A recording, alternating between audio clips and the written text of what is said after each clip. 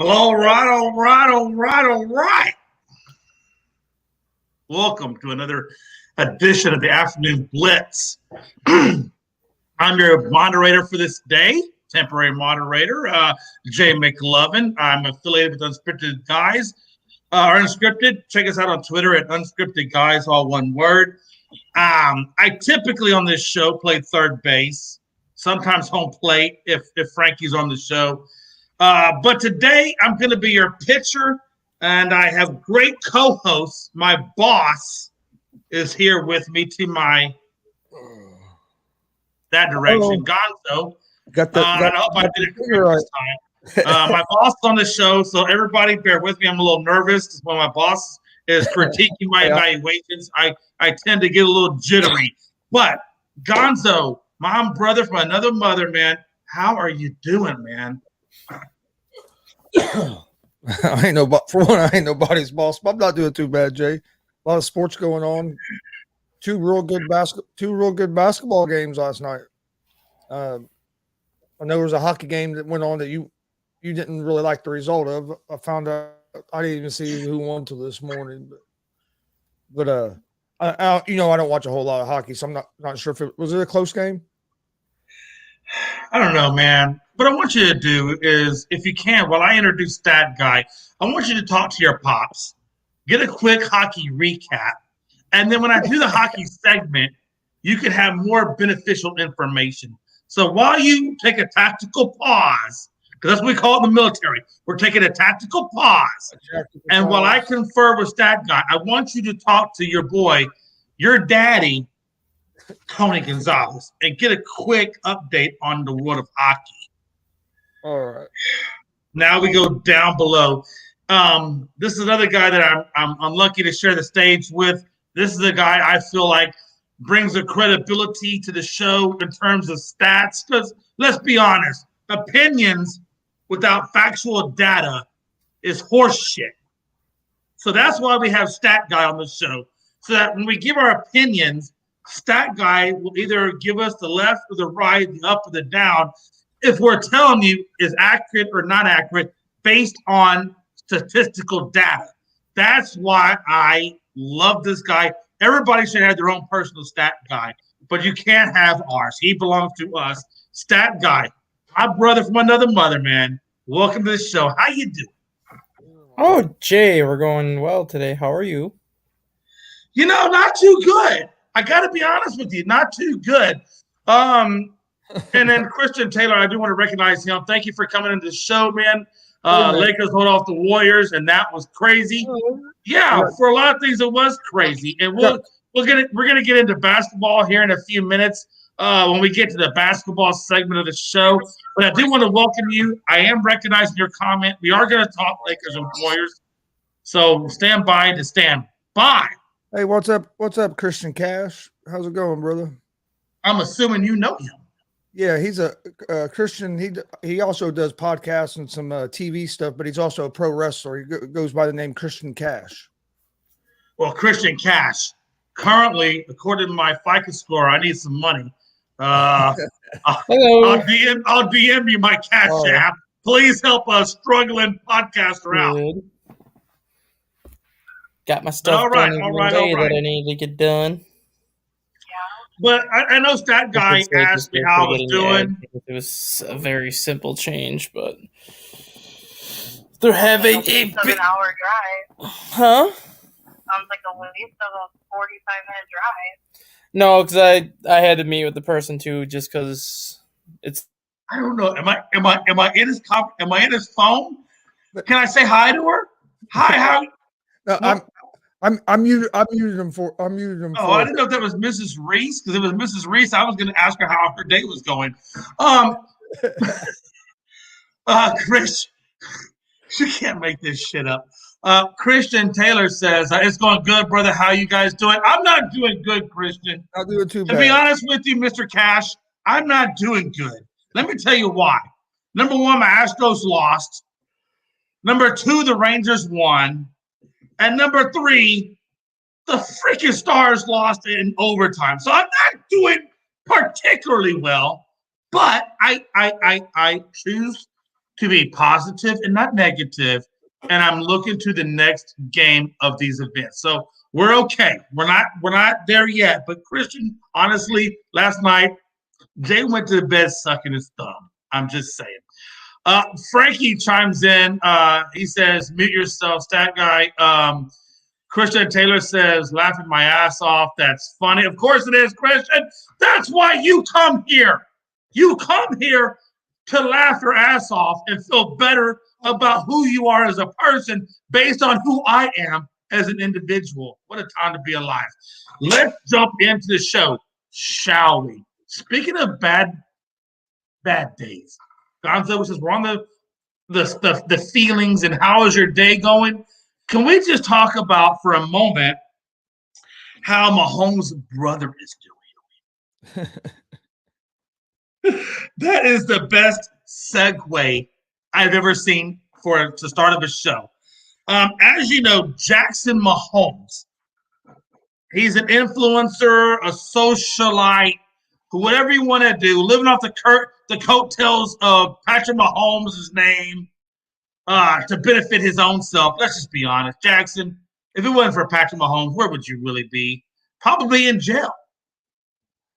Because last time I checked, you tried to force yourself upon a restaurant lady, trying to kiss her repeatedly, and then you get into an altercation with the waiter, I believe it was, and ultimately you find yourself in jail on a $100,000 bond. $100,000 bond.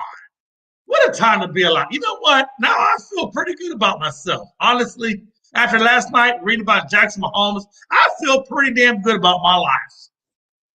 But anywho, I pass the torch off to Gonzo. Gonzo, Patrick Mahomes' brother, Jackson Mahomes, is accused of sexual assault.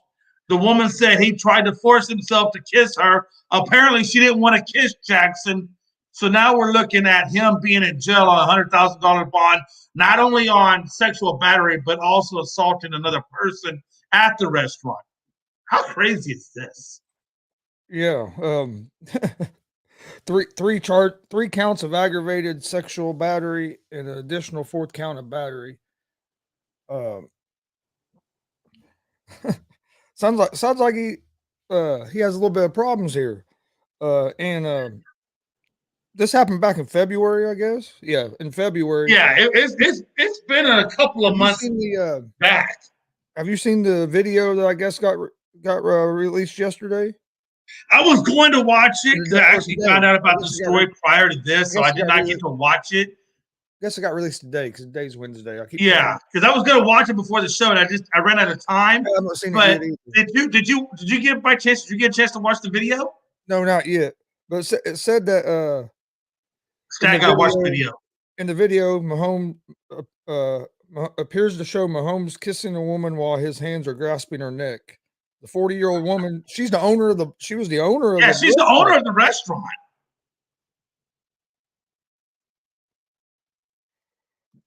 Because he was trying to force himself on her, kissing her, this, that, and the other. And that's where the sexual assault came from. And then he goes on to get into a bump in with, I want to say it was a waiter in the restaurant, because there's two counts.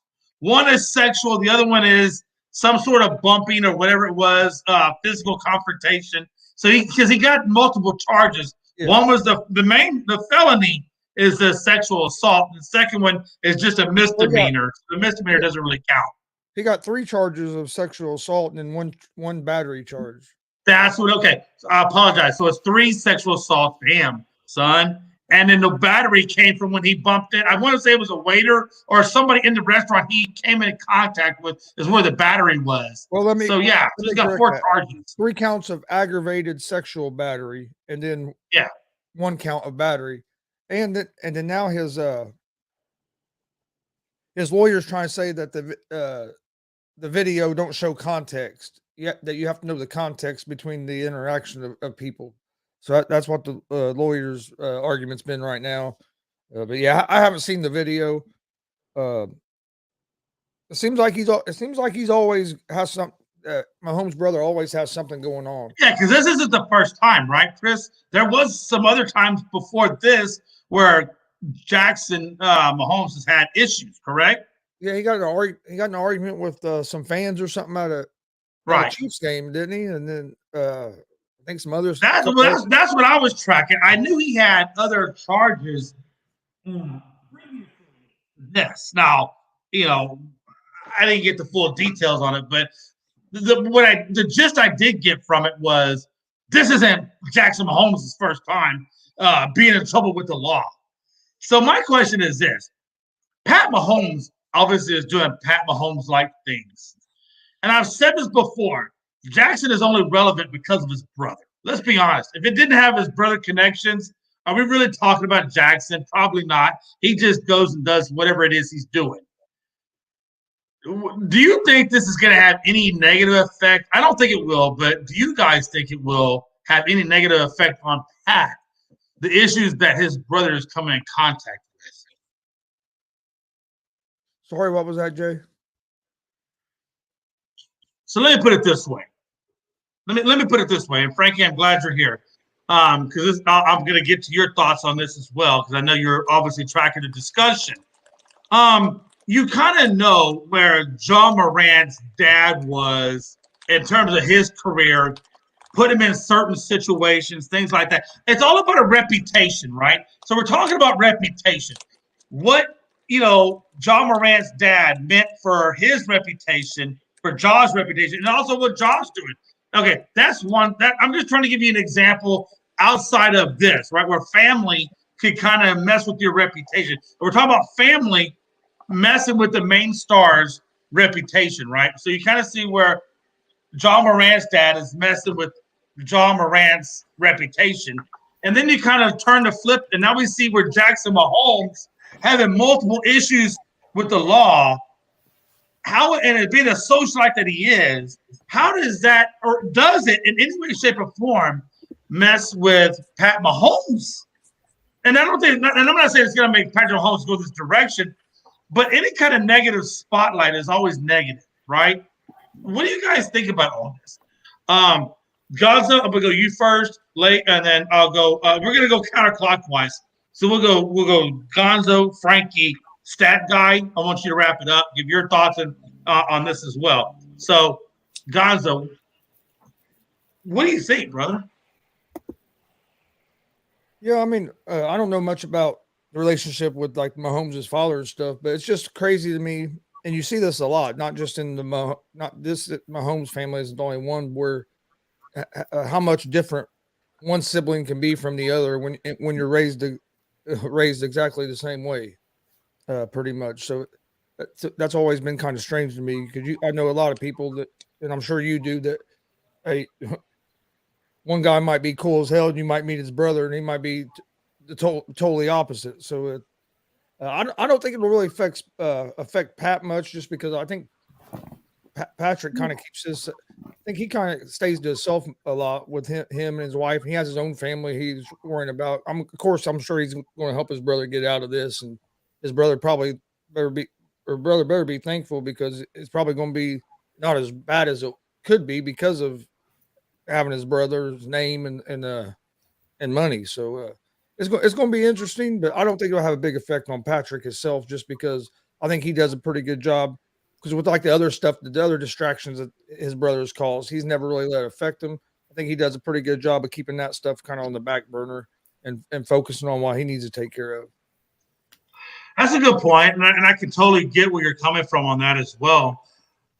Frankie, let me ask you this. According to them, the felony 3 charges of sexual battery that he has facing him, he faces up to 55 months of incarceration. That's the maximum, 55 months. Now, it can obviously fall anywhere in between that and 55 months. I'm just saying the maximum is 55 months. Frankie, let me ask you this. I don't think it's going to affect Pat Mahomes' reputation, right? Because they're 2 different individuals. But the question I have for you, Frankie, is it's his brother. Mentally, in his head, this is his brother. He's going to court. He's got 3 felonies, facing at maximum 55 months in prison. Does it affect him mentally at all? when the season starts up, because it's going to be, I would imagine, a little bit before you go to trial. So you got to imagine this will linger on into the NFL season.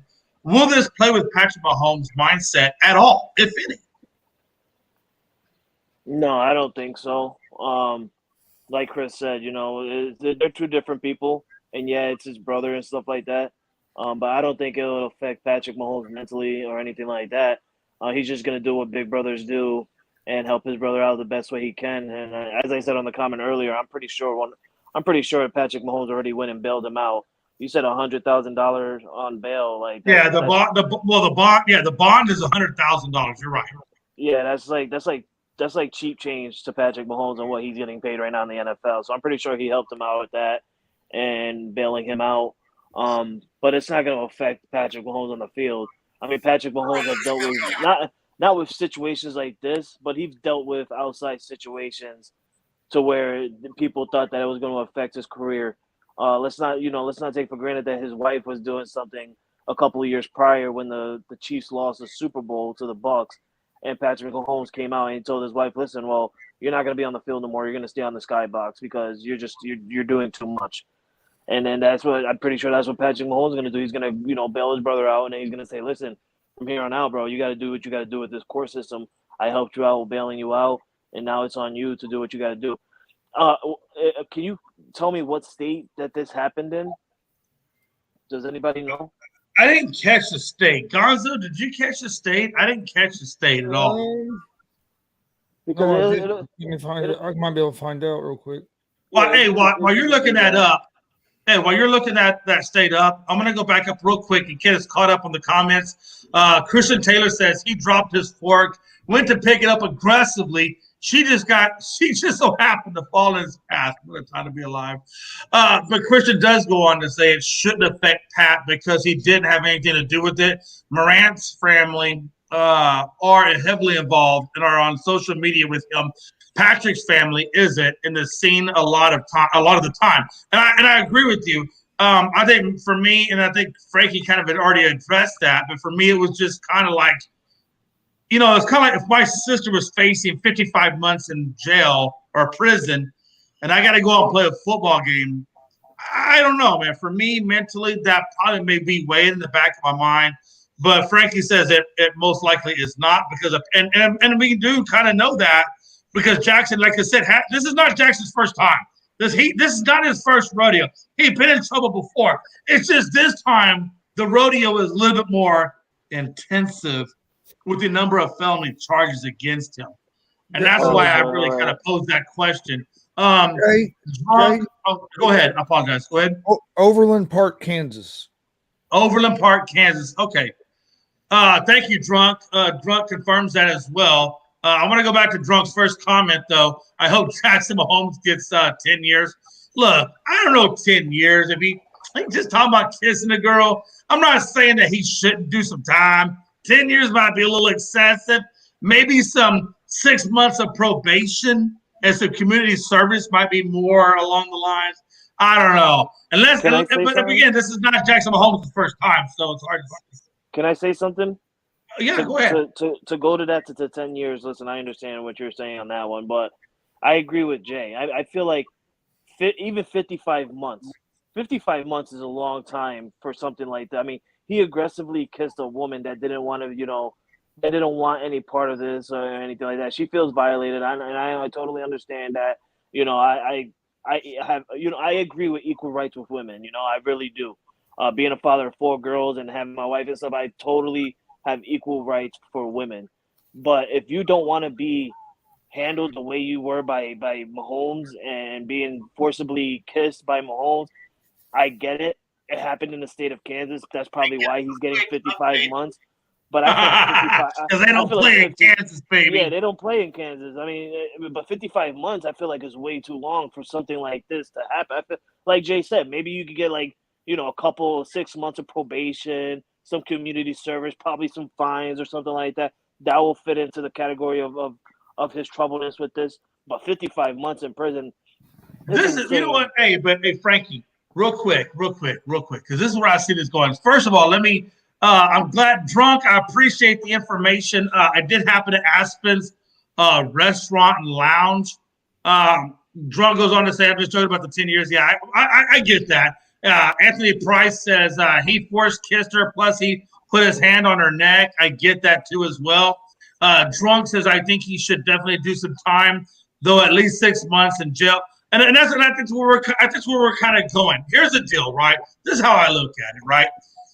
6 months probation, some community service. Let that be the criminal side of it. The criminal side should be 6 months and 30 days and some community hour, 100 hours of community, whatever, right? Probably like okay. 6 months and 1 year community service. But here's the deal.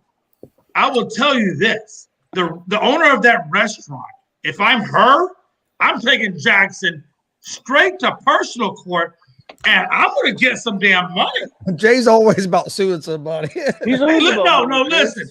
I'm not about suing anybody just haphazardly. No, Gonzo. I'm not about suing somebody haphazardly. But if you force yourself onto me and you put your hands on my neck and you put your mouth on my mouth, what if you got AIDS? I'm not saying that Jackson has AIDS, but she don't know that.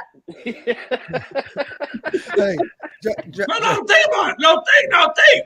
Because hold on. Let me get this. I got to get this out, and then I swear to God, I'm going to open it up to the forum. But I got to get my point across. Think about it now. You don't know what Jackson has. The only person knows what Jackson has, and he may not even know what he has unless he gets a physical examination. I don't know where he's putting his junk, but what I do know is this. Hold on. But what I do know is this. When you put your mouth on my mouth, that means fluids are being exchanged. That means my health is now at risk. And when you put my health at risk against my will, and you put your hands on my neck, number one, we going to court. Oh, yeah, we going to court, and you going to pay. And if you're going to go ask Big Brother Pat to give you the money to pay me, well, then you're going to go to Big Brother Pat and pay me, but I'm going to get paid. You could get AIDS by kissing?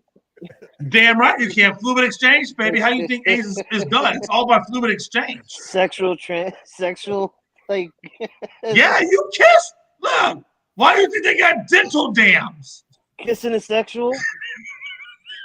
Kissing is sexual? And fluid exchange. No, seriously. Medically speaking, when fluid is exchanged, whether it be semen or saliva, your DNA, whatever it is you got, is still up in that shit. And I don't want any of that shit near this mouth unless I give you the verbal consent. And he did not have verbal consent. So somebody getting paid. Somebody getting paid. You didn't give me verbal consent. I grabbed your neck. Hold on. We're going to do a round-the-clock form on what I just said. I'm going to let you guys give one more round the clock, and then we got to get into the events of the sporting industry. Gonzo, you got 1 minute response to what I just said. What do you got? I think Jackson Mahomes needs to go talk to Dom Mysterio and learn how to be ready to handle the yard. He come out with teardrops. Hold on, Frank. We're coming to you. Frankie, you got 1 minute to respond to what I just said. What do you got? Was that to me or to Chris? Or are you still asking Chris? Oh, no, Frankie. Just you got 1 minute as a rebuttal to anything you want to say about this topic. I really don't got much to say. I mean, it's crazy. You could take her to court just so she can get Patrick Mahomes' money. That's really much. I don't got much to say, man. I really don't. but Frankie, number one, was I wrong about her taking him to court? Yeah, or any of it. Was I wrong on anything I just said? I mean, no, she could really take him to court. I think. Hold on. Before we go that direction, what the hell? Hey, don't go to the comments. No. I'm not talking to you, Frank. I'm saying, Chris, hold on the comments because I see a lot of good shit we're gonna talk about real quick. Stat guy, are you with us? Or are you not with us? I've been with you the whole time, just chilling. Okay. I didn't know because I didn't check my private chat yet. Obviously, you know what we're talking about. You got a 1 minute rebuttal on anything you want to say about Jackson Mahomes' issue. There's a reason why I appreciate that. There's a reason why Patrick Mahomes banned Jackson Mahomes from attending any games last year, because he's nothing but a distraction. And when Jackson Mahomes would show up to Patrick Mahomes games, Patrick Mahomes would play poorly because he was worried too much about what his brother was doing on the sidelines. It's no secret that he won the MVP last year, the first year that Jackson Mahomes was banned from games. And won So the Super Bowl. now, hold on, stat guy. So then now I posed the question earlier, and because you said what you just said, I'm going to ask you the question one time real quick, and then we got to move on to comments, and then we got to move on. He's facing 55 months if convicted. That's the maximum. Will this play effect in the season for Patrick Mahomes coming up? If obviously you guys gonna be some time. I don't think it will at all, and I don't even think Patrick's going to help him. I think Patrick's at the point now where he's sick and tired of his brother basically making a fool out of himself and making a fool out of the Mahomes last name. Okay. Chris, if you will, real quick, start with Christian Taylor. So he can have oral herpes. Let's just walk down real quick, and then we're going to get into the show. Christian Taylor comes up and says he could have active herpes. Again, that's my that's my issue. We got to start on this one. Oh, I'm sorry. Did I miss? Okay. Jalen, I don't live on suing people. I don't. But if you put your mouth on my mouth forcibly, you're damn right, son. Every day, twice on Sunday, because that's when we repent with the Lord for sins. Jay, 3 days ago, you were ready to sue Xfinity. What are you talking about? Okay. Well, let's talk about it. No, we will not talk about Xfinity because that could be a whole other hour conversation. Look, those sons of bitches, they got enough money off of us. They can afford my lawsuit. Okay, next question. I agree to take him to court and get Patrick Mahomes money. That's assault. Thank you, Christian. Next comment. He could have active oral herpes. Thank you, Christian. That supports my comment. Drunk. You can definitely get some stuff from kissing. No joke. Thank you. That supports my comment. Next question. Jay Lawyer got him on speed dial. Whatever he calls his lawyer, smiling from ear to ear. Thank you. That supports my comment. Next question. Christian Taylor says, time to take Patrick's money. Damn right. He got $500 million. He can afford. How is that going to take Patrick's money though? Hey, because Patrick's going to help out. I'm going to tell you. I'm going to tell you. Because he loves his brother. Next question. Let's go. Next question. Let's go. We got a lot of comments here. Dom is the most wanted man on TikTok. Good question. Next question. Good question. Patrick, dad, hella cool. Patrick, hella cool. And Jackson is just determined to be low-key stuff. Good comment. Next question. Drunk, he threw water on fans from the suite. Next question. Kawhi Leonard just a sinner takes a life sentence. Sometimes you got to distance yourself. That's what I say. Pat, distance yourself. Tony, I hope he gets 55 months. Tony, we are on the same page. And we are done. That was a rapid fire comments. Let's get into the show, shall we? Let's start off with NHL. Patrick going to give the Judge a Super Bowl ring. I don't know. We haven't got that far, so hold your horses. NHL, man. Let's just start when we start. Let's start with the first game. The second game. Let's go second game. Go first game. Dallas Stars, Kraken, Seattle Kraken. Kraken came out, or I should say, Dallas Stars came out. Got out 2-2, and then the Kraken just went off and it made it 4-2. And in that third period, the Stars made it 4-4, and then ultimately the Kraken take it in overtime, 5-4. I said this to you guys earlier that the Dallas Stars and the Minnesota Wild went double overtime, damn near 2:00 in the morning, and that's how that series started. Ultimately, Dallas Stars took that series 4-2. I talked to Stat Guy earlier, and he felt like the Kraken coming off of that win over the Avs and taking game one really has their momentum flying high. Christian, we are not there yet, sir. Hold your horses. What do you mean we're not there? We are only on the Stars and the Kraken right now. So please, it's kind of like. No, I can't say that because this is a very cool, calm, and collected professional show. So I'm not going to say that comment. I'm going to refrain. Gonzo, and we're going to go again. We're going to go around the clock because Stat Guy, I'm saving you for last because you are, out of the three of us, Stat Guy, you're the most hockey-oriented person, so I'm going to wait for you to hear Just everything. ask the damn question. Hold on, calm down. Or I will kick your ass off. And although the Lakers got the win, again, congratulations. I'm going to respectfully ask you to chill. Gonzo, man, I know you're like with us, man. Me and Frankie were 1 year guys. Stars, Kraken. What do you think of the first game, and how do you think it translates into the next game, which I believe is on Thursday, which is tomorrow? It was a good game. I think it's going to be a good series. I think the Stars are going to end up winning the series. And like I said yesterday, I kind of hope the Stars win because I'd like to see Vegas and the Stars play each other, so you and Dad can go at it. But I'll be honest with you, I didn't watch a whole lot of the game last night, so I don't have a lot of thoughts on how that game went. But I think the Stars are going to win the series. But the Kraken's having a heck of a year, being the second year in the league, and you're in the playoffs, won a series already. So, but we've seen it before. Vegas done it in their first year. So I mean, we've seen some expansion teams have success early. But I just think Dallas is going to end up being a little too much for them throughout the series. But the NHL playoffs, I haven't watched. What I have watched of it has been real good, and I know Dad's been watching it. He's loved it. So NHL playoffs have been pretty much off the hook this year. Give me 1 second, please, if you don't mind. Yeah, he's about to put Christian Taylor in timeout. Any bet? No, but I'm gonna delete that shit.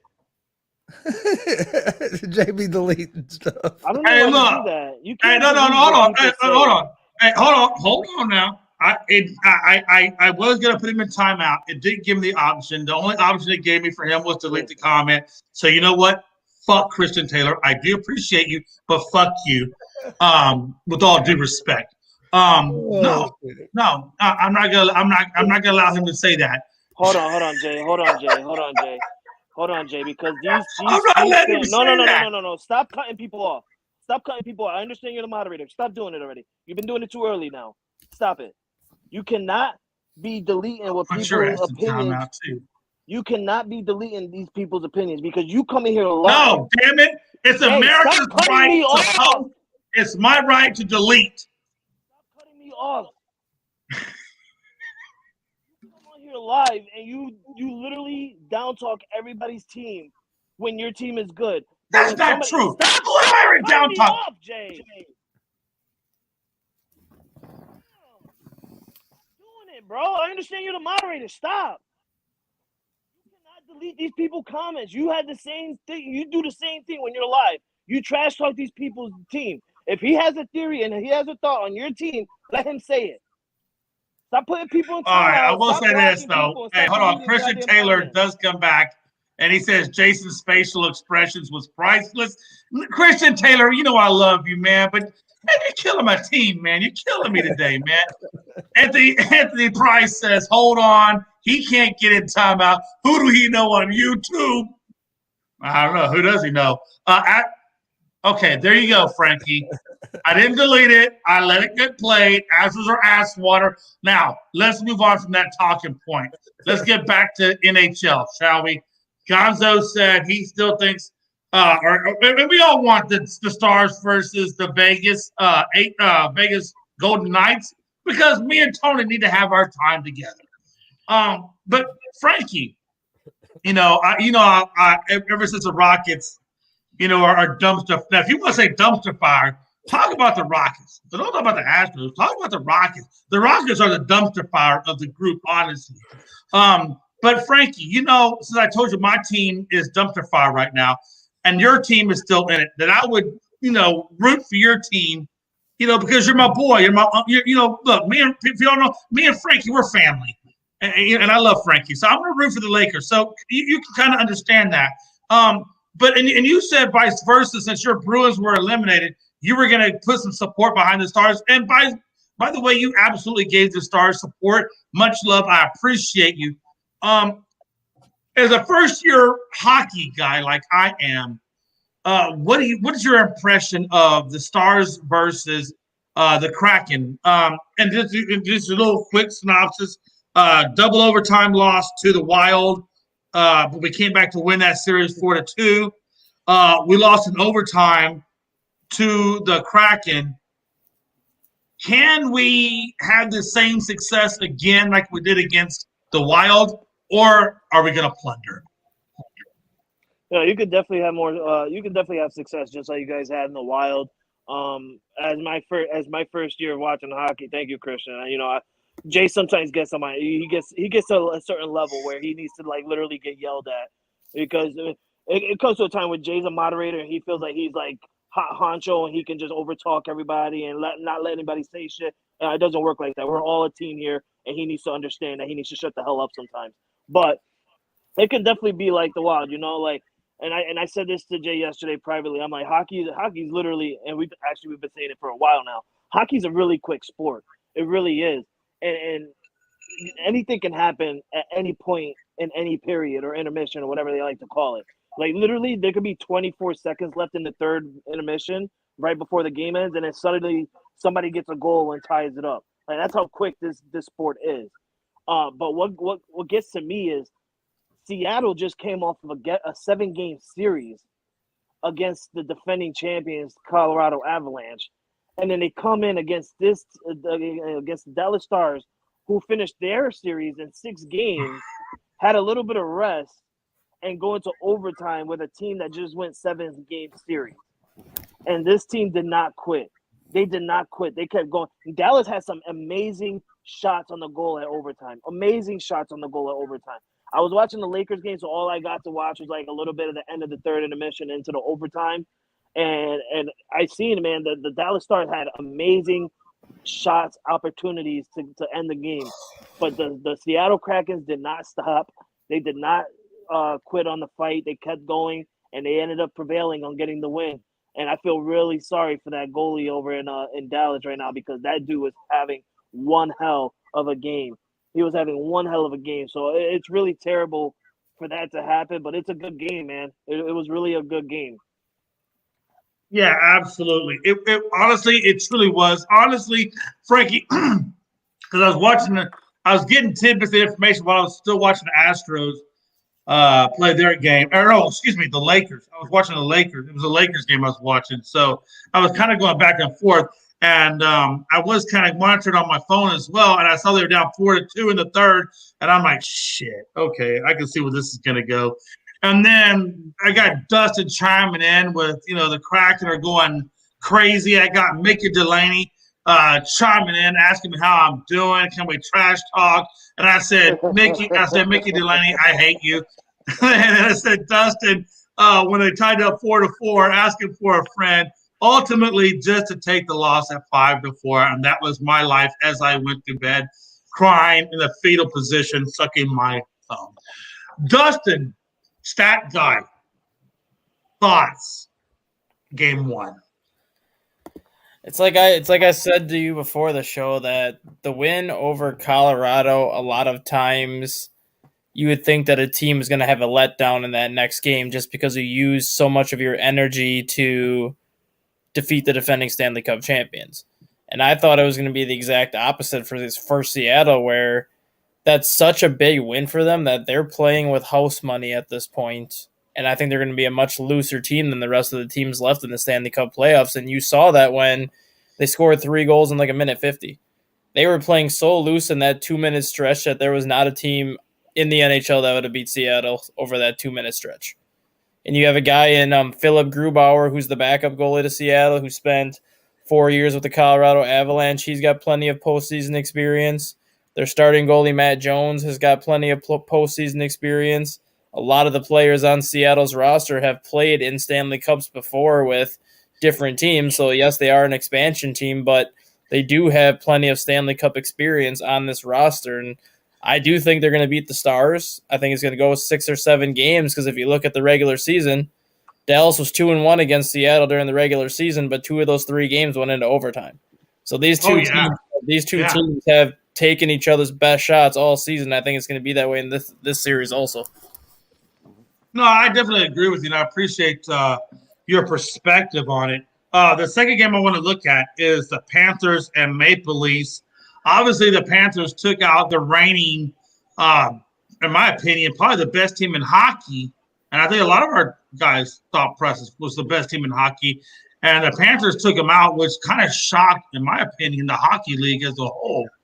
And then they come out and take game one, 4-2, very decisively, no overtime, no nothing, but a 4-2 win over the Maple Leafs, which is another really strong team.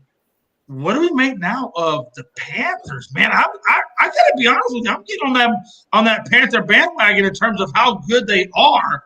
They really are playing quite well. Gonzo, Panthers made the Leafs. I mean, is this really are the Panthers going to continue to roll like this over the Maple Leafs? I don't know if they're going to continue to roll. I think they have a chance to win this series, but I don't know if they're going to beat them because they won 4-2. So I don't know if they're going to be able to control the games kind of like they did that game one. But kind of what Dustin was saying, this Panthers team is got on a roll with that big upset. Sometimes you see a big letdown afterwards, but they went the opposite way. They came back out and was still carried that momentum over to the game one of the series. And now they got to see if they can keep that momentum going. I don't think they're going to sweep them or anything, but I think it's going to be a real close series. And it wouldn't surprise me if Florida can pull off another series win.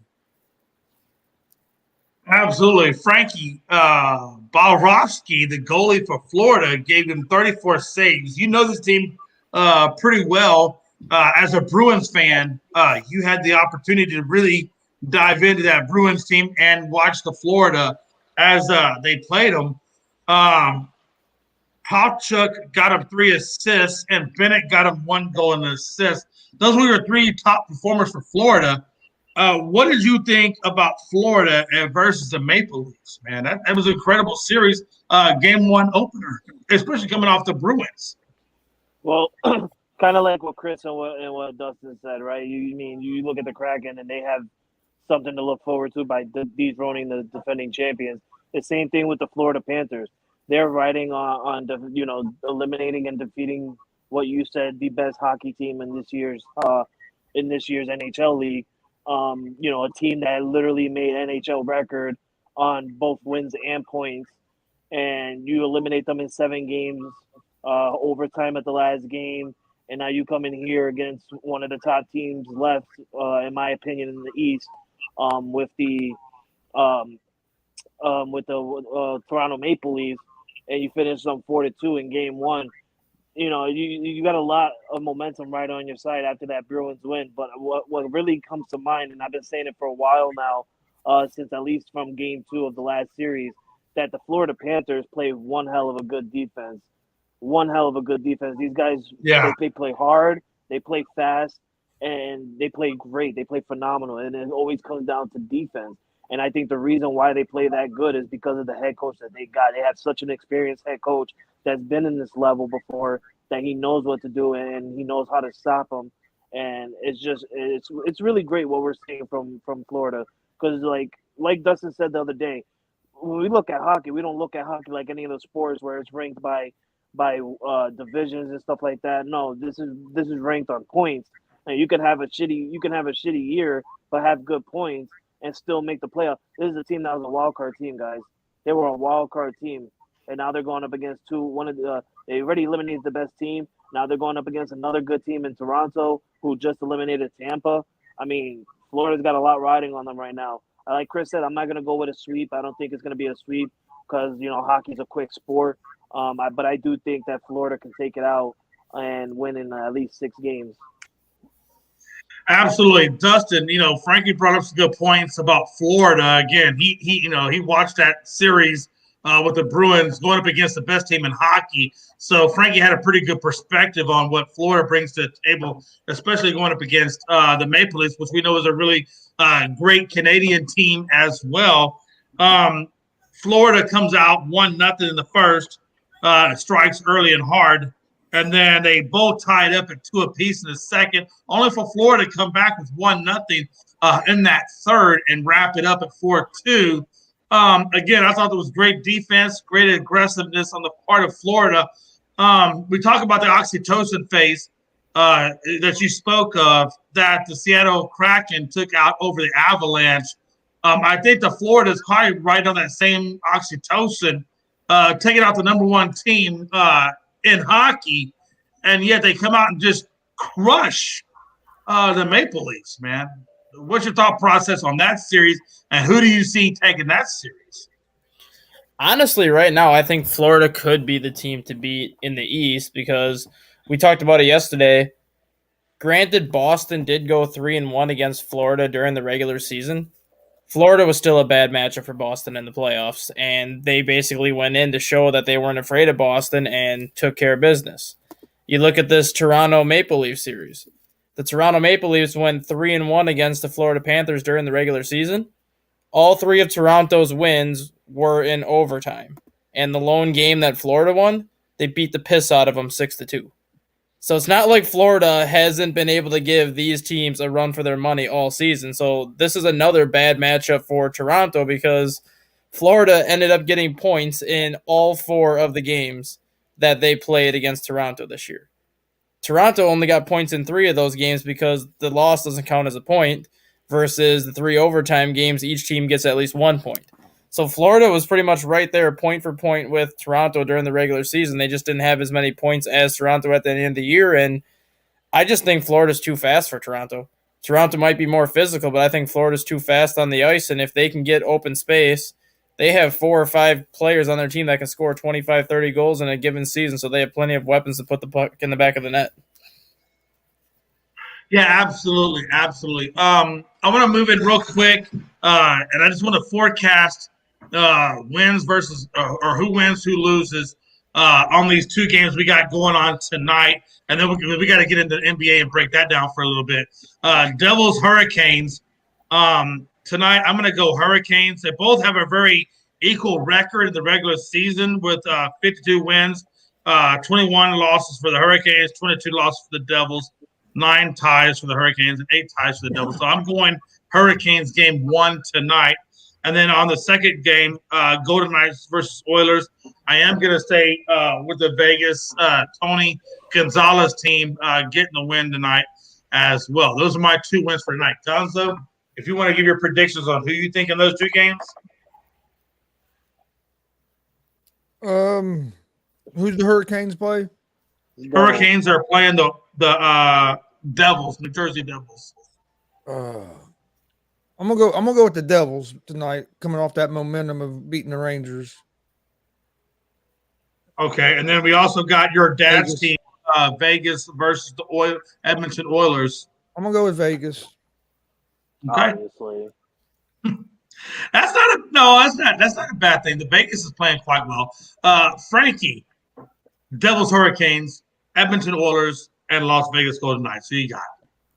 I'm going with the closest team left near me, and that's the New Jersey Devils, baby. Ride high, Devils. Show these Hurricanes who creates hurricanes. That's the devil. That's the devil, baby. Ain't no hurricane without a devil. Let me stop. I'm going with the Devils though. And for the other one, I'm gonna go Oilers on this one. I really am. I'm gonna go Oilers. Not saying nothing bad on the Golden Knights or Las Vegas. I just feel like the Oilers have a lot on their to run with. The Knights, who they beat in the last series. That guy, do you know who Vegas won last series? Oh, Vegas. Yeah. Who they beat to go to round 2? I'm checking really quick. I can't think of off the top of my head. I thought it was. Was it Winnipeg? Yeah, I think it was Winnipeg. Yeah, it was Winnipeg. It was the Jets. Yeah, they're the Jets. It was the Jets versus Golden Knights. Yeah, they swept the Jets. They took 4 or 5. Yeah, see, I feel like that was more of an easy matchup for them to go into the second round compared to the Oilers, who had to face the LA Kings. They're really a really good team. So I feel like the Oilers are going to run more with the win around here. Interesting. By the way, biblically, God made the devil, and so therefore God made the hurricane. Stat guy. What a time to be alive, man. Who you picking, man? You got Devils versus the Hurricanes, Oilers versus the Knights. What are your predictions? I'm going with the Hurricane over the Devils tonight. I just think the Hurricane are due for a Stanley Cup run, just like the Florida Panthers are due for a Stanley Cup run, because those were the two best teams in the Eastern Conference last year, and both of them came up short. And on the other side, I'm actually going with Edmonton. These two teams are in the Pacific Division. You had Vegas finishing with 111 points. You had Edmonton finishing with 109, but Edmonton was 3-1 against Vegas during the regular season. So Edmonton pretty much owned Vegas during the regular season this year.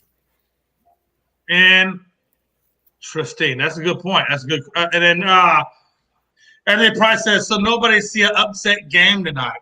I don't think so. I honestly think Golden Knights, Hurricanes are taking it.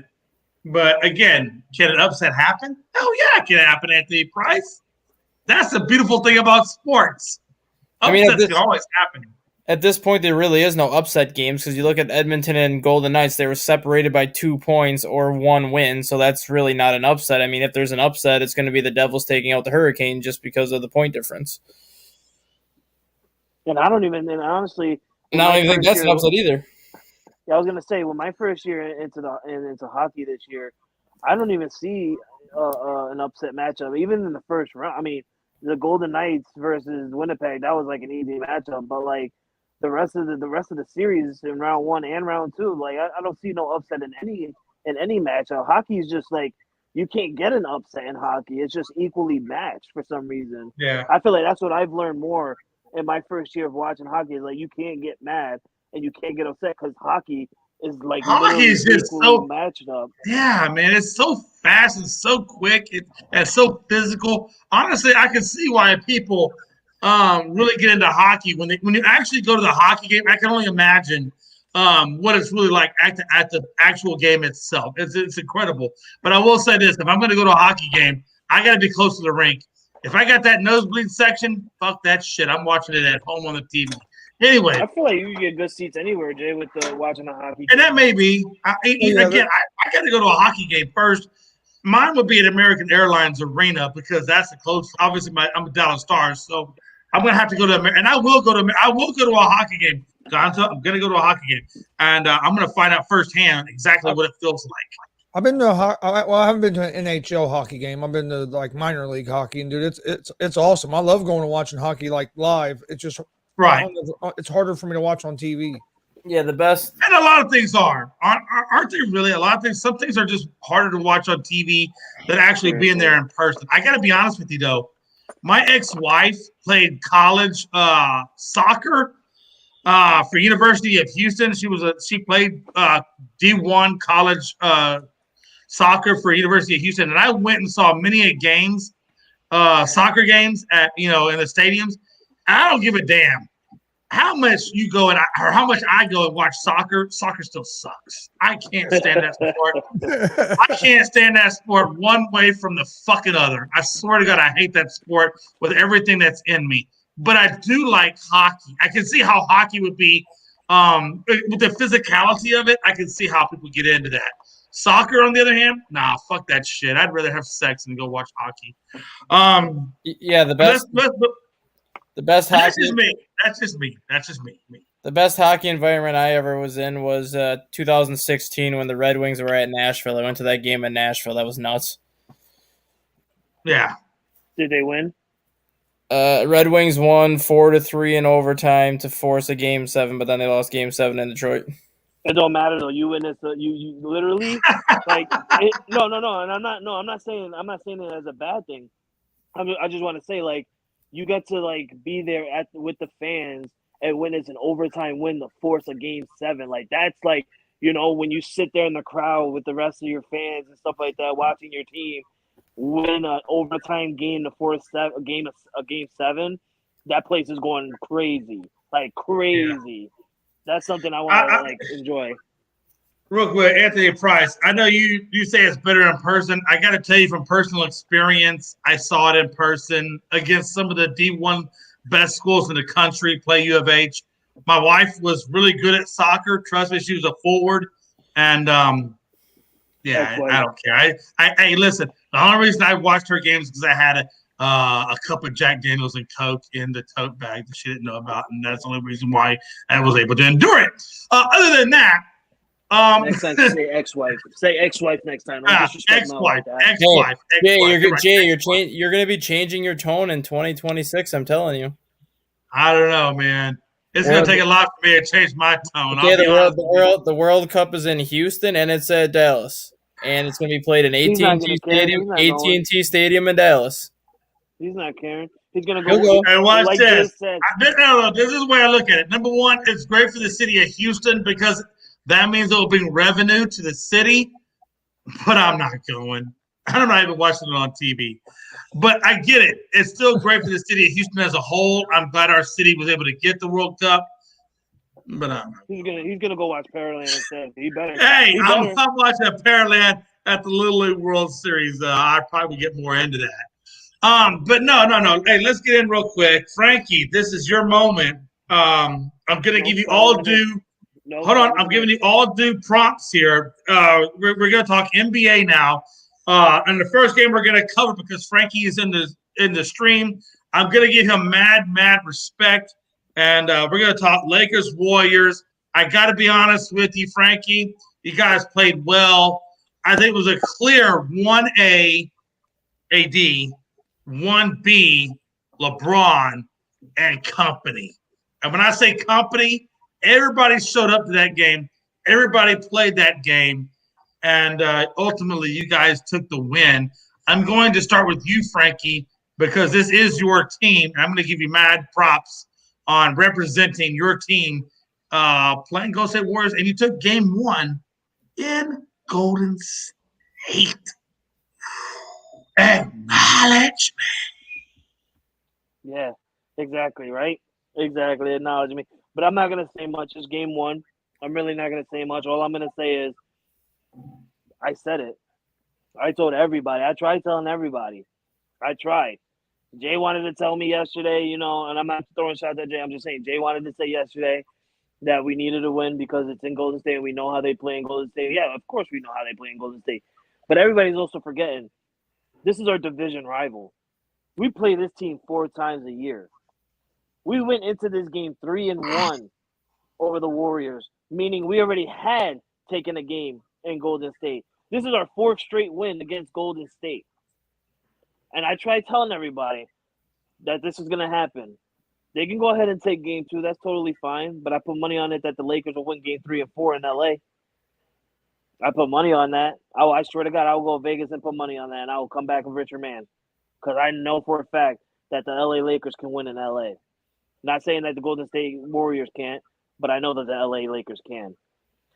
And I want to give my props over to the Warriors. Listen, these guys are tough.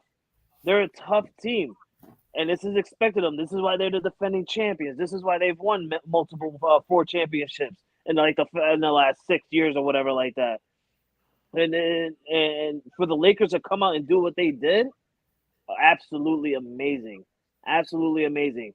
Listen, the Warriors had all the 3 points that they can get, all the 3 points. Jay, Chris, that guy, they had 3 people with 6 total 3-point made in Jordan Poole, Klay Thompson, and Stephen Curry. Do you want to know how much the Lakers had in total of 3 points made? 6. Exactly. You have the Lakers itself. The Lakers itself, not just one person. The Lakers scored 6 total threes, and you got 3 other people on the Warriors that scored a total of 6 threes themselves. So we gave them. Well, we didn't give it to them, but they're taking their 3 points like they're supposed to. But the Lakers fought back, and they won mostly on the free throws, and that's what the Lakers are known for: getting to the line and doing what they got to do. I'm really proud of my boys defensively. I'm proud of AD because everybody thought that he wasn't gonna, stay healthy, and they keep calling him fragile. Well, guess what? He's showing the world that he's not so fragile. Because Kevin Looney, where you at, boy? Draymond Green, or shall I say Draymond, or Foulbond Green? Because all you like to do is foul and get text. Where you at, boy? You can't get up on AD. Listen, Rob Scott said to me this morning, the Sacramento Kings started off the same way. I'm going to tell you guys this. We are not the Sacramento Kings. The Sacramento Kings did not have Anthony Davis. The Sacramento Kings did not have LeBron James. The Sacramento Kings do not have Rui Hachimura, D'Angelo Russell, Austin Reeves. They don't have a Justin Vanderbilt who stepped up again in this round to go head-to-head against Stephen Curry. It worked so well that he did it with John Morant. They put him they put him last night to go up against Stephen Curry, and he did absolutely amazing when he was guarding Stephen Curry. The only shot Stephen Curry was getting off of was against other players that weren't Jared Vanderbilt. Once Jared Vanderbilt was on the court, Stephen Curry couldn't shoot. So I give props to my boys. Let me put a pin right there. That's a very good statement on your team, and you made a lot of excellent points, and I appreciate that. Stat guy, I'm going to go to you next. What did you think about this LA Golden State game 1, and then where do you see it going in the future? I mean, it's a good win for LA because it sets the tone for the series. They showed that they can go into Golden State and beat the Warriors. They've done it before, but doing it in the regular season isn't doing it in the postseason, especially when you have a team like the Warriors that has had as much postseason success as they had the last 5 years versus the Lakers, who haven't been in the playoffs that much the past 5 years. So for them to go into Golden State and take care of business in game 1, especially getting basically massacred from behind the three-point line, is an incredible feat itself. And if the Lakers even hit a couple more threes, you're looking at a double-digit, almost a 20-point win in favor of the Lakers. So that goes to show you just how much the Lakers really did control that game, and it was the three-point shot that ultimately kept Golden State in it, and they came up short in the end. I'm still trying to figure out why Jordan Poole took the last shot and not Curry or Klay Thompson, but that's a conversation for a different day. But I still think I still have to stick with the Warriors in 7. Frankie knows why. You guys know why. I told you guys why yesterday on the show. They were my pick from the preseason, and I can't go back on a pick that I made in the preseason because I'm not going to flip-flop and pick somebody else in the middle of a series. So I still think the series is going to go 7 games regardless, but I'm still sticking with Golden State. And let's be honest, just number one, excellent points that you made. Secondly, I can see why you wouldn't want to go back because let's be honest, Warriors are terrible on the road, good at home, and they will. If it goes that many games, it will finish back in Golden State. So, with that in mind, why would you flip? It's game 1. I totally get that. And again, you made great points. Gonzo, Golden State, LA, game 1 series. What do you think? Oh, it was Easy, a heck. Gonzo. No, it was a fun game to watch. It was a heck of a game. I was into it the whole time, and I'm not personally fans of either team because my team's not even in the playoffs. But it was a tell of two different sides. I mean, the Lakers couldn't hit from 3-point range, but they controlled points in the paint. They killed the Lakers inside on points in the paint, and and getting to the foul line. Warriors was just settling for threes, wasn't really driving to the goal, trying to get points in the paint, and they didn't get to the foul line. I mean, the Lakers were 25 of 29 on free throws. Warriors shot 6 total free throws, and it wouldn't be and it wasn't because the referees calling it one-sided either. It was the way the game was being played. The Lakers were attacking the rim and not just settling for jump shots, where the Warriors was dependent on mostly on all 3-point shots. I thought it was a real good game. I still have the Warriors winning the series. That's what I picked to begin with. But it's a big win for the Lakers last night. I think Steve Kerr waited too long to make a change. I agree. They're about going into about the third in the third quarter, beginning the fourth quarter. He started doing the high pick and roll more with Steph having the ball in his hands instead of running around trying to come off screens. And Steph started getting going. So I think that's something to watch out for in game 2. I think you're going to see a little bit more of that. But I will give the Lakers a lot of credit at the end of that game. They done what they needed to do. They got the ball out of Steph's hands. They ran 2 or 3 guys out on him, got the ball out of his hands, and for some reason, Poole decided with 8 seconds left, let's throw up a 30-foot three-pointer, which didn't make no sense. You had time to either dribble closer or kick it to Thompson or get it back to Curry. I thought Poole rushed that shot, but you have to give the Lakers credit on that last play because they done what they needed to do. They got the ball out of Curry's hands. That was the one. You didn't want Curry shooting the ball. if I'm in Frankie's a Lakers fan, I guarantee you Frankie will take Curry or not Curry, but Poole taking that shot at the end of every game over Curry or Thompson. So, All day. All day. This man was making crazy shots. That shot. He rushed it, but let's not cut ourselves short. Poole is a good shooter from the 3-point line. It's just I get it. You always want the ball in your guys' hands. And then when I say guys, again, we're talking Thompson, Curry. So I totally get what you're saying. I don't discredit that at all. But to say that Poole couldn't take that shot, we know Poole can make the 3-point too. Yeah, but a 30. I get your point. A 30-footer. 30-footer. Only Steph can make a 30-footer. I'm sorry. Well, that's true. Real quick, I want to address a couple of things, and I'm going to give you my shorts a little bit, and then we do got to get into the Knicks-Miami game. The Warriors won 2 big games on the road versus the Kings. I get that, Anthony Price. They sure as hell did. But you know what? You had some bonus in the paint.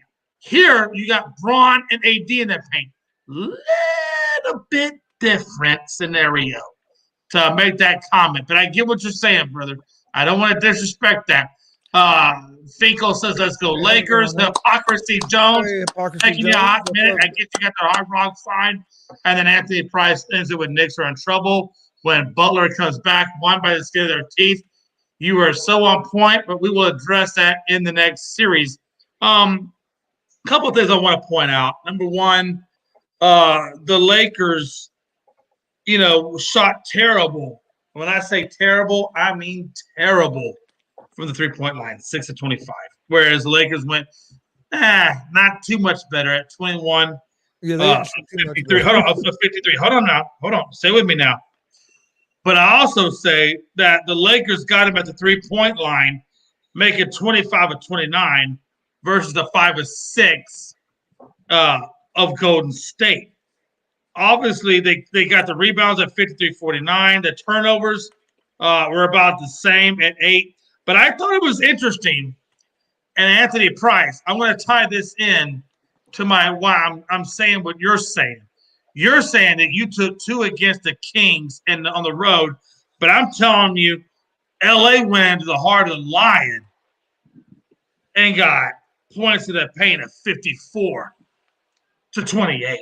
And that's the fucking difference, you crazy son of a bitch. I love you, though, Anthony Price, but I had to get out that little bit of aggression. I'm sorry. I had to get that little bit of aggression, Anthony Price. I still love you. I have all respect for you. Please don't leave the stream. But you have to understand one thing. Sabonis is not AD and LeBron. And I'm not even a Lakers fan. So I'm giving you a completely unbiased freaking opinion when I tell you, with all due respect, don't talk about the Kings and then come at the Lakers as if they're the same when we're talking about Sabonis versus AD and LeBron in the paint. Because you know why? I'm going to give you one little bit, a tidbit factual information. Let's talk blocks. Can we talk blocks for a minute? Absolutely. I love blocks. Can we just talk blocks?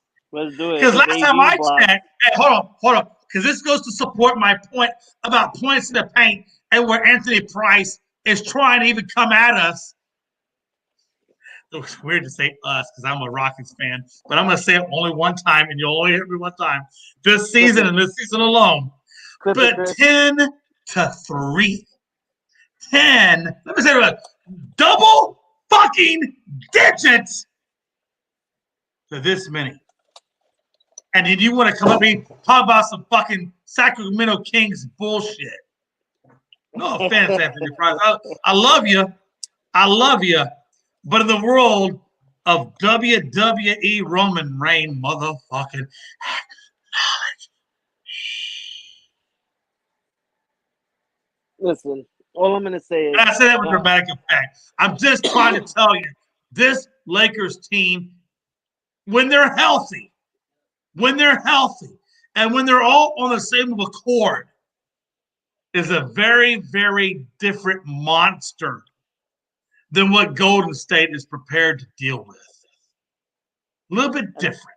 And Frankie, since this is your team, I give you a 1-minute rebuttal, and then we're moving into the next one. Listen, all I'm gonna say is Sabonis got bullied by Kevin Looney. He got bullied by Looney. AD's not gonna get bullied by Looney. If anything, AD did the bullying to Looney because Looney had an outstanding offensive rebound record against the Kings in their series. That's the one thing that Darvin Ham looked at, and he told AD, "Listen, I want you to stay in the paint, and I want you to make sure Looney doesn't get rebounds." And that's exactly what AD did. That's the difference between the Kings and the Lakers. And it's not, and I love what Jay's doing, how he's bringing in LeBron James as well, because it's true. You also have to look at LeBron James when he's on the paint as well. But the main person you really have to worry about and look at is a healthy AD in the paint. Everybody's forgetting what a healthy AD can do in the playoffs. All right, I gotta put a pin, Frank, if you don't mind, and I mean this with all respect. I gotta put just a quick pin on this because I gotta address a couple of bullshit comments. And Anthony Price, I'm gonna say with all respect, because I respect you, brother. You know I respect you. I may not respect what you say based on factual information, but I always respect you, brother. So let's get into it. So Anthony Price says, Jay, you disrespect everything people say. You think so? Because I just gave you a lot of factual data. I gave you a lot of factual data about why your comment was wrong. So now you need to look at yourself in the mirror and look at your own personal truth, because this show's not for the statistically weak people. We're not statistically weak. We love our fans. Anthony Price, I love you, and I want you to comment, but I'm not going to back down from you at all. And when you tell me that I disrespect everything people say, I'm giving you factual data for everything I freaking say. Take it, leave it. I don't give a damn. Anthony Price, you want to put $50 Vegas won't win the series. I tell you what, Anthony Price, inbox me, motherfucker. We're friends. I'll take your fucking bet because, like Charlie Daniels said, I'll take your bet. You will regret because I'm the best that's ever been. You son of a bitch. So give me your $50 bet. Hey Jay, hold on a minute, damn it. I'm on a roll. I'll come back to you, Chris. With all due respect, I'll come back to you.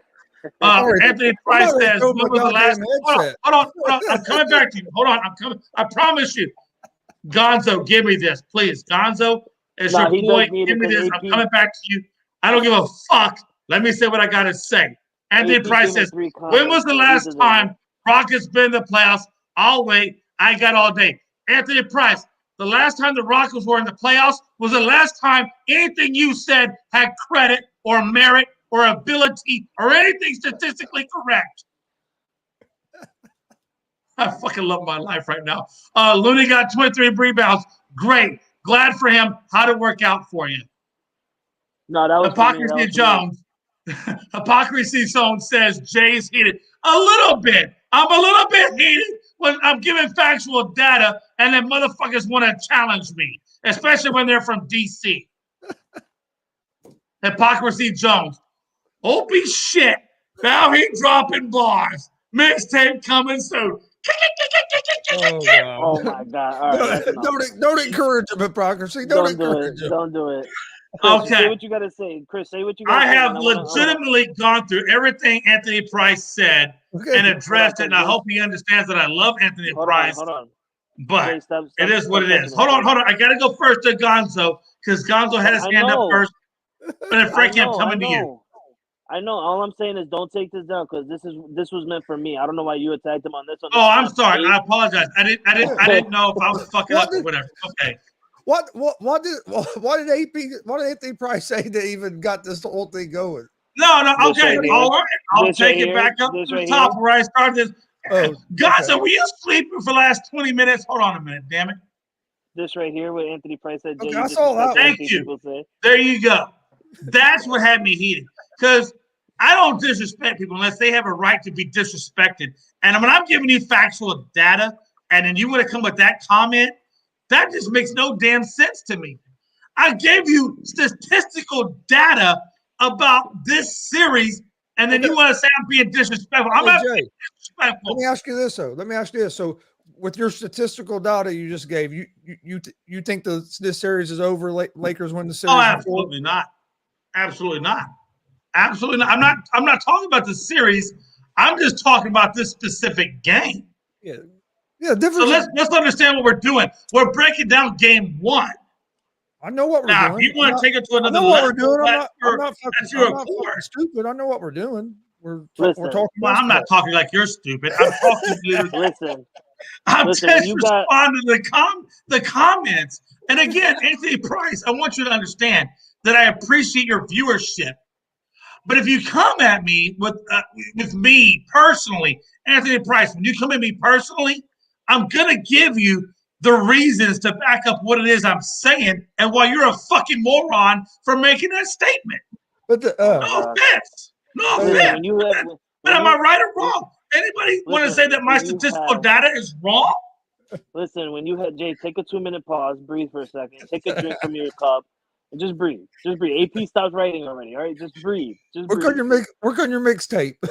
Yeah, relax for a minute. Write down a little more bar. I got no damn mixtape. Listen, when you have, but it is what it is. Okay, listen, we're gonna take a break. Hold on, Jay.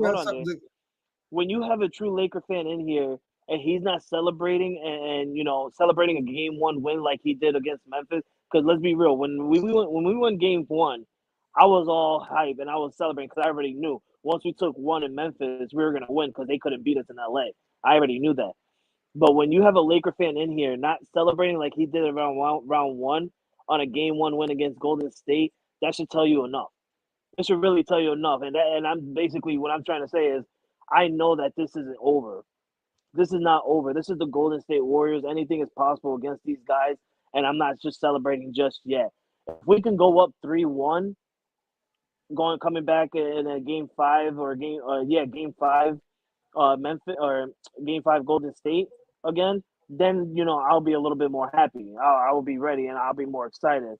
But right now, I can't be excited. It's only one game, so everybody chill out. AP chill, Jay chill. It's game one. I got hold on, and I don't know what that means, but Hypocrisy Jones. I'm coming back to Gonzo. I'm coming to you. I just want to get these comments out of the way, and then I'm going to give you the full floor. Hypocrisy Jones says dead right now, I guess, or RNM. I'm assuming it means right now, so dead right now. Was it Happy Faces? Anthony Price says, you coming for me, saying my name.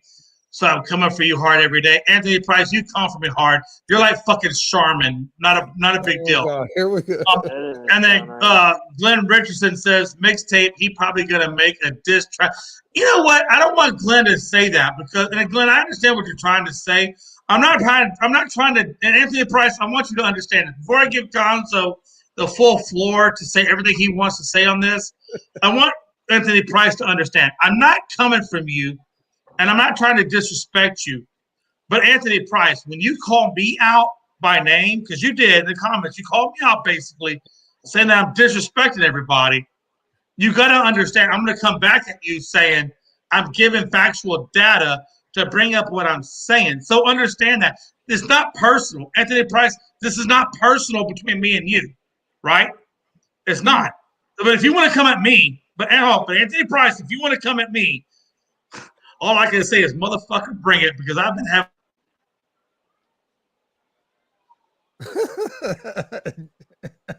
Chris, say what you had to say.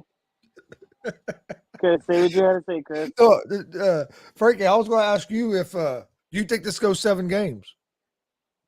I do think it could possibly go 7 games. It really can. It really freaking can. I don't want it to go 7 games. I wanted Lakers to win it in 6. Back in LA, I don't want to go game 7 back into Golden State because that would definitely not be in our favor. But it's a big possibility that we can get a 7-game series in this series right here. I think it definitely goes 6 or 7, but I think it's going to go 7. He still don't realize it. He don't realize it. This is why we had to do it, because we're trying to talk to each other, but he will cut us off. This is why we would do it. He's trying to tell us to shush, but we can't talk.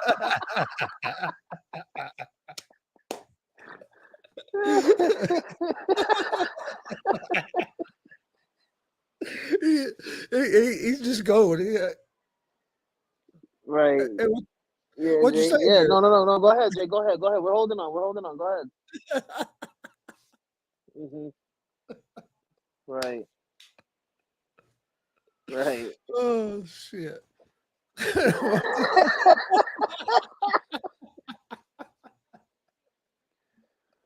Oh my God. When do you think he's gonna realize it? I don't think he ever is gonna realize it. He's still just. And he's laughing.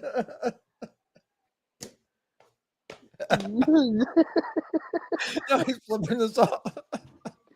He's oh my goodness. We do it for the best, AP. AP, we do it for the best. We just try. Jay Humute is hilarious.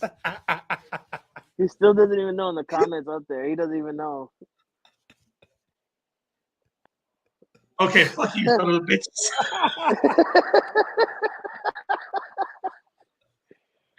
Hey, first of all, two things. God's up with everything you want to say. Two things. Three things. Number one, I've never laughed so hard in all my life. Number two, touche, motherfucker. And number three, Anthony, I accept your FU. I give you an FU. We are totally back on board now. And damn, I'm having a good time on this show. I hope everybody's having a good time on this show. Hey, whatever you said, I agree. Laughing out loud.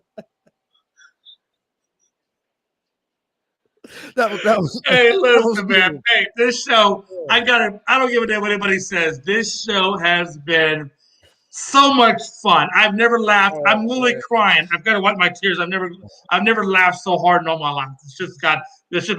But can we please move on now? Let's get into the Knicks. Tony said that's we gotta talk Knicks. Tony said that's the most sense you've ever made.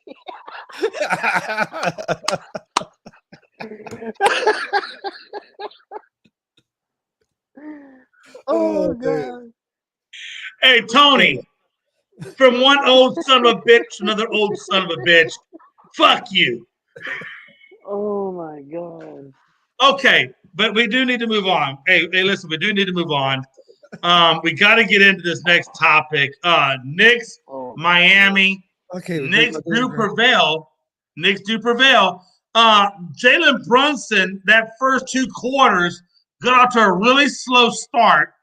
But then when quarters 3 and 4 hit, so did Jalen Brunson. Julius Randle, you played a great game, ecstatic. But I will say this. What worries me for New York is there was no, at all, Jimmy Buckets. And New York only took the win by the skin of their teeth. I do think Jimmy Buckets is back game 3 in Miami. I do see Miami absolutely, unequivocally taking this series and going into the final round before the finals. Does anybody see it any different than the way I just said it? Gonzo? Yeah, I think Knicks. I still think the Knicks are going to win this series. I picked the Knicks at the beginning. I'm not going to change it, but I still think they're going to win. Yeah, it was a close. Hey, you have to give the Heat credit. Heat came out yesterday ready to play without Butler, just like the 76ers came out ready without Embiid the night before. But to me, it was a tale of two halves. For the Knicks to win, Brunson has to play. He didn't play worth the crap like you said in the first half. But in that second half, the Knicks have to play with that energy and basically kind of reckless abandon that they played with in the second half of yesterday's game. That's how they got to play the whole game. And they'll have a good shot. But I'll tell you what, Miami showed me something last night with their. I mean, they're gritty, they're tough. They hung in there and was right there with chances. But I think the big thing for the Knicks is going to be Jalen Brunson. Jalen Brunson, he's the X factor for them. RJ Barrett kept the Knicks in the game in that first half. He had I think 20 points in the first half. If it wasn't for him in the first half, and Julius Randle had a decent first half, but it wasn't for them two, the Knicks would have been probably blown out in that first half. They were able to keep it close enough, and then in the second half they played a little better. I think this could be a 6 or 7 game series as well. I think it's going to be a good one. Going to be interesting to see how Butler looks coming back off the injury. I was happy to see Julius Randle come back off that injury and finally basically had his first statement playoff game of this season, because he didn't play real well in that first playoff series. He didn't play well before he got hurt, and he missed a couple of games. But so I was glad he came back last night. But I think it's going to be a real good series. I'm still going to go with the Knicks, and almost say 6. But I think it's going to be a tough series. And tell you what, there's been a lot of good playoff series right now. Especially you got the Lakers and Golden State, Heat and Knicks, and I think the 76ers and Boston will end up being an interesting series as well. But I'm a little worried for Boston tonight, though, because they might not have Marcus Smart. What do you think about Knicks Heat, Frankie? Okay, I'm back. I'm sorry. I apologize. Frankie, again, pretty much everything he said was spot on. I don't know why I got Gonzo's score. Son of a bitch. I hate when that happens. All right, well, Not that I meant Gonzo, but again, Frankie, my X factor in this is the fact that Miami's Jimmy Buckets wasn't there. They won by 6. Jimmy Buckets, I guarantee, is going to be there game 3. How do you see it playing? I know Gonzo is clearly on New York, and I get that. But how do you see game 3 unfolding back in Miami? And where do you see this series going ultimately? Yeah, I do expect Jimmy Butler to be back for game 3. Like we said yesterday, or like I said yesterday, it would be the smarter choice for them to sit him down for game 2, win or lose. It'll be the smarter decision because, now they get a 3-day rest before they have to go and play in their own court in Miami. Granted, one of those days are obviously a travel day. Then you got your rest day. Then you got your practice day. But that is a good rest limit time for Jimmy Butler. Expect him back for game 3, and I expect him to ball out. And the one reason why I expect him to ball out was because I watched the game. Was because that one fan that sat courtside at Madison Square Garden, the New York Knicks fan, he was trash talking. He was saying something to Jimmy Butler because the New York Knicks went and closed it out at the very end. And all Jimmy Butler was doing was shaking his head like, okay. And then he's waving bye. As he's waving bye to the Knicks fan, he's just like, okay. That's going to put some heat on Jimmy Butler to come out and just ball out. He's really going to ball out. And that fan should have never did that, because now when he did that, that made it seem like now he's going to put so much momentum on Jimmy that I feel like this game can end in about 5 games, maybe even 6. Because I agree. I agree. No, Frankie, you know that. You know all too well about poking the bear. Yeah. When Dylan Brooks poked the bear and LeBron, you kind of saw the direction in which that series went. Now, the New York fan over there poking Jimmy, you kind of got to – and they're going home to Miami for another 2 games. I don't think that was the best thing that he could have done for his own personal team, just like Dylan Brooks really screwed over Memphis when he did what he did. So I totally agree with everything you said. And I think a lot of poking of the bear has happened here. And Gonzo, like I told you, man, they won by 6. It's not like they won by 10. They won by 6, and it was a close 6. That game, if you really watched that game, it was close down to the end. I watched the whole game, Jay. Yeah, no, that's what I'm saying. So you know what I'm talking about. It's not like New York just went in there and imposed their will. I mean, it went down close neck and neck to the end, and they were without their best star, period. All right, man. Appreciate you, brother. So, again, what I'm trying to tell you is, I mean, I know you. Look, I respect you in your opinion because you're going to go with New York to the end because that's who you picked. But I want to ask you personally.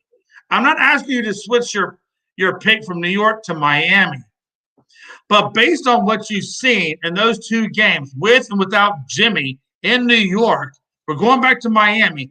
Given what the fans said, poking to the bear. You gotta give me something to work with. I know you're not going to switch off of New York. I know that, but how do you realistically look at this? I realistically think New York's going to win the series. Even though they lost one game, you won the other game. I know Butler wasn't there, but Let me ask you this: Are you saying that since the Celtics lost to the Sixers without their best player, that series is over once Embiid comes back? No, I don't think necessarily the series what is I'm saying? over. But hold on. You got to let me finish. I get you. You want to jump I in the didn't get minute to I give finish. you what you Okay. want to hear. No, I gave you Dude, what you wanted I to didn't get hear. to finish. Hold on. You asked me a question. Let me explain. What I'm Look, saying, do you're not- telling me to hold no, hold on. I on. didn't Do get to not finish. make me throw my mic. Because I will throw my mic, and I will You not don't be have to able throw to your afford mic. to I'll buy just a press the fucking replacement. leave studio button. I don't give a fuck. Oh shit! Oh damn! That kind of put my heart a little bit. Well, go ahead. I'll finish my point after you No, finish yours. you son of a bitch! You poked my heart. Go. But I'm okay. But you know what though? But I am a tough. You poked my heart. I don't know how to respond to that. Look, Gonzo, man, come on, bro. Come on. Look, I'm not saying that Miami is a clear-cut favorite to win, but you got to admit, I'm just saying, all I'm asking from you is this: you got to admit the fact that it was a very close-knit game in New York without your best star, and you're going to Miami. You got to admit, you. I'm not saying I'm not expecting you to change your vote. I would never expect that from you because you are going to ride your team out because that's the kind of person that you are. But you got to admit, there is a little bit of doubt within you that says, damn, they literally came to New York. They split the series. And they only split the series because their best star was out. Now I got to go back to Miami where I'm probably going to face a healthier version of Jimmy Butler. And do I really think that I'm going to come back? I'm just saying.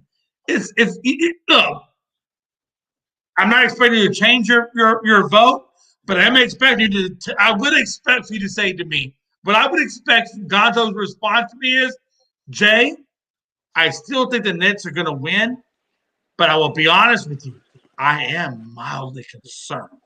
I think I would say, you know what? Okay, now we're on planet Earth. Now I know that Gonzo's a human being. I think if I remember correctly, and I'm sure Frankie remembers this, I think when I first said I said that Miami showed me a lot last night without Jimmy Butler, and I said I thought this series was going to go 7 games. So I think I did say that I'm giving Miami their respect. I didn't say that. I never said so. New Now York that I've was heard you say that, I can accept that. I can Where accept was it. you the No, first time? I didn't Where hear was you that say the that first time last I go said around, it? so I apologize. Where was you the first time I said it? You know, as old as I am, I was applying a lot of different places. That's a very loaded, controversial, and complicated answer. But I will say this. I appreciate you saying that. I will take that in respect. And all right, so we're going to move on from last night's games into tonight's games. And in tonight's games, as I pull it up, I want to pull up. Hold on. As we pull up tonight's games, we only got one game. We got the Sixers versus the Celtics, game number 2. And again, I don't think, correct me if I'm wrong, but I believe that Embiid is still out. I don't think it's a game time decision. Okay, so he's a game time decision. According to ESPN, Boston has a 52.1% chance of winning, and Philadelphia has a 47.9% chance of winning. So they are still giving it to Boston to take tonight. How do you guys take what Philadelphia gave you in game 1, and then when we go into game 2? And what I mean by that is we saw that Harden gave you 45 points, Maxey gave you another 20 plus, and Tobias Harris gave you around 20 plus, and they had a pretty good performance from the bench. Do you expect that in game 2 in Boston if Embiid does not play tonight? Do you see it going to 1-1? Or can Philadelphia repeat that past performance? Can James Harden finally change his narrative of not being consistently showing up in the playoffs, show up in game 2, be the dominant leader, and lead this team to a 2-0 going back to Philly? without Embiid. Can that happen? Gonzo, you're up. I think it's going to be a good game. Embiid is a game time decision, but for Boston, Marcus Smart is a game time decision for the Celtics. He has a bruised sternum he took from an elbow or something in game one, and that could be a big deal for Boston. I think Boston comes back tonight, wins this game, ties the series up 1-1. Even if Embiid plays, I think Boston's the better team, but without Marcus Smart, it worries me with Boston because he's if you watch during the regular season, they can struggle getting into their offensive set some and defensively without Marcus Smart. But I just don't see Harden having another 45-point game tonight if Embiid doesn't play. So I'm gonna go with the Celtics to win the game. But I think it's going to be a real close game. Actually, on my sports betting show, the pick I'm giving out is going to be 76ers +8. Because Celtics are 8-point favorites. I don't like the 8 points. I think 8 points is too many. So I think Celtics win the game, but I think it's going to be a close game. But I think it's a big deal if Marcus Smart don't play for the Celtics. Hypocrisy Jones, man, I appreciate that, man. Thank you for joining us, man, and later, have a good rest of your day, brother. And Gonzo, for you guys that don't know Gonzo Sport, if you're new to this show, if you're watching Gonzo's best show, which I imagine Gonzo will have to head out here in a few minutes, excuse me, to head up that show. But Gonzo's Sports Bet Show is phenomenal, and you can catch all of his content there on the ASAP Network. It's incredible. Real quick, Jay said, Anthony Price says, Jay, if you throw your mic, help everybody out. You know what? Love you too. Hey, Jay don't have to throw his mic. His cat just eats the cord. Ain't that the fucking truth, brother? Anthony Price comes back to say, if you think Harden will repeat that from game one, then you're smoking. Anthony Price, I do want you to understand that I am a Houston Rockets fan. And so, as you know, I am very fluent on what James Harden does. And I'm not saying he's going to do that. I'm saying in order for them to overcome Embiid's absence, that he would need to repeat that. So, again, Anthony Price, I love you. But, God, son, just listen to what I'm saying, and then you'll have a better response to me. Hypocrisy Jones says good shit. Again, see you again tomorrow. Hypocrisy Jones, man, appreciate you. Frankie, Philadelphia, Boston, the game 2, Embiid doubtful, or we don't know if he will or will not be there. How do you see game 2 playing out? I mean, if James Harden can play at the level that he played at in game 1, I feel like the Philadelphia Sixers can get another win here, especially with what Chris said by Marcus Smart being a game time decision. If that man doesn't play, then I definitely think that it's all in favor of Philly tonight, and that would be scary because then you have to go back to Philly to play 2 more games. But if I'm gonna be real here, I think that the Celtics are gonna get a win and tie the series. That's only if Embiid isn't playing, and I don't think he's gonna play. I understand he's also game time decision. I just don't think that he's gonna play. The series is way too early. You can still look at it kind of like the Heat and Knicks game. You're already up 1-0. Then you have you're going back home the next 2 games. It'll be smart to just sit him out one more time and worry about game 3 and 4 when you guys are in Philly. But you need that James Harden, man. I'm not going to sit here and say that he's going to score 45 like he did in game 1, but I do think he's going to score 30. So to answer Anthony Price, I am the one that always smokes. So I am smoking, and I'm going to go ahead and say that I think James Harden is going to have an outstanding performance tonight as well, because we have been seeing a different look of James Harden this playoffs, not just this round, but last round as well. He's been putting up a good performance as well. So this is a different James Harden than we're used to be seeing in the last couple of years. Absolutely. Okay, fellas. In respect to Gonzo needing to hop off to get onto his sports betting show, which is coming up next, we're going to get to some final thoughts, and then we out. Gonzo, final thoughts, brother, please. My final thoughts, like Jay said, got the sports betting show, but tonight at 6:30 p.m. Eastern, we have a big guest, Joey Owens. He's he's a pro wrestler, and he's also the owner and promoter of WCW Wrestling, which we're going to be with this weekend at the Indianapolis Comic-Con. He's going to come on tonight, talk about this weekend. There's going to be multiple shows Friday, Saturday, and Sunday. I think 3 or 4 shows a day that's going to be going on down here in Indianapolis. So it should be a great time. So check that out tonight. Owens is a second generation wrestler. His dad, Don Basher, ran a promotion here in Indiana. It used to be on TV and stuff. WCW has been around for years and years. Now, unfortunately, Basher passed away a couple years ago. Now Joey runs it, and he has a son that's a real good wrestler as well. One of the best I've seen. So should be a great show tonight. Then, like I said, this weekend we'll be at Comic-Con. Then next weekend we have May 13th, Bearcat Rumble. Gonna have some micro wrestlers or midget wrestlers, however you want to put it. Little people wrestlers, but they're going to be I think they're going to be in a cage. Half the show is going to be still cage matches. So we'll be streaming that live. So join us for that. Can I ask you something, Chris? Are they regular size steel cages, or are they shortening the steel cage? It probably goes up to they probably use around I think it's 8 or 10 foot steel cage. Yeah. I'm just saying, touche. That was incredible. But yeah, okay, it should be a great show. He's still going. He was still going. I cut him off. I didn't mean to. He was did you cut him off? Gonzo, I'm sorry. I'm being an asshole. It should be a great show. So join us for that. And then tomorrow's Thursday.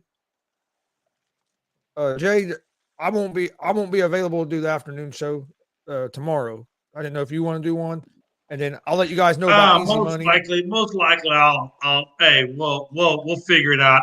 Most likely, we'll have an afternoon show. Easy Money on Thursday and Friday. Yeah. I'm kind of waiting to see what the schedule is. I don't know if we'll have one tomorrow, but we'll probably try to have one Friday. But other than that, hey, another good day of sports. There's going to be a lot of stuff on tonight. Not as many basketball games, but still got a lot of baseball on. Absolutely. God, we love baseball. Frankie, final thoughts, please. Yeah, like Chris said, we got baseball, one basketball game tonight, some hockey games as well. So we still got a couple of sports to get through today. Also, some news broke out with the NFL. Guys, get ready. By May 11th, the NFL schedule will be released. We will know the dates and times of when we will play our opponents, home and away. This year we all play each other. I mean, I don't know if the Cowboys play the Colts, but this year the Patriots play both the Colts and the Cowboys. So, and we also play the Raiders. So it's going to be an interesting season this year for the Patriots. It's going to be an interesting season. So I can't wait. And also the Patriots play in Germany, so I can't wait to see who we play in Germany this year. Nobody gives a about Germany. May 11th. You definitely care about Germany. Shut up. You war veteran. You should care about Germany. No, not as much as I care about the Patriots versus Cowboys. The Patriots versus Germany, I can care two shits. Jay, you don't want that to happen. You don't want the Patriots and Cowboys. You don't want the Patriots and Cowboys. You want to know why? Because you got that first pick. What's his name again? First pick. You don't even know his name. Look, you don't even know his name. Wait. Are you talking about Maisie Smith? Oh, hold on. There you go. You gotta say it right. Hold on, I gotta say it right. Maisie. There you go. But yeah, guys, May 11th schedule will be released for the NFL, so get ready for that. We'll have some breaking news on that when we go live also. So follow us tomorrow on Unscripted, 7 p.m. Eastern Time. You can follow us on Twitter at Unscripted Guys, and also on TikTok at Unscripted Sports, all one word, both of them. Wow. Yeah, man. Way to wrap up that. Frankie, I appreciate that shout out to Unscripted. Again, Unscripted Sports on all one word on TikTok and YouTube. Unscripted Guys on Twitter. And Frankie does a hell of a good job posting up the breaking news on Twitter. So if you want to find out that quick to know stuff, check out Unscripted Guys, all one word. Unscripted Guys, all one word on Twitter. Frankie definitely does a good job with that. Having said that, man, I appreciate very much, and I can tell you, we all love and appreciate those who have commented on tonight's show. Tony Gonzalez, Anthony Price. Anthony, thank you for commenting. You know we love you in this show. And again, like you said, it's business, never personal. I appreciate you. As well as Hypocrisy Jones. Thank you. Christian Taylor, thank you for your comments, man. We love you and appreciate you. Drunk, thank you, Drunk, for hanging out with us and commenting. I think I got everybody that commented. Again, we really, really, truly appreciate the guys that comment on this show, and understand when you comment, hey, this is a man's show. The females, I don't know where they go. If they want to come on this show, we certainly welcome them. But this is the kind of show when you comment, we're gonna comment back, and it's not as a meaning of disrespect. It's actually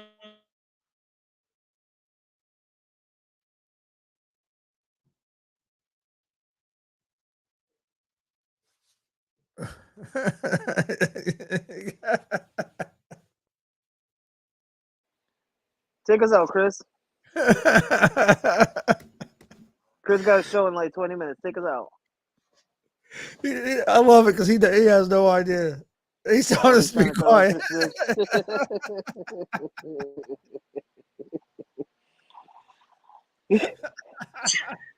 I don't know who muted me, but again, I will close the show with this. I hope that they didn't mute me while I was telling everybody thank you for commenting, and I'm pretty sure they didn't. But I will close out with this. Thank you. We appreciate everybody that watches our show, because without you, we are pretty much just three guys talking to each other, and nobody wants that. So thank you for coming on the show. Thank you for commenting on the show. We love you guys. We appreciate you. And with that, we'll catch you on the next flick. Concept. Get the fuck out of here.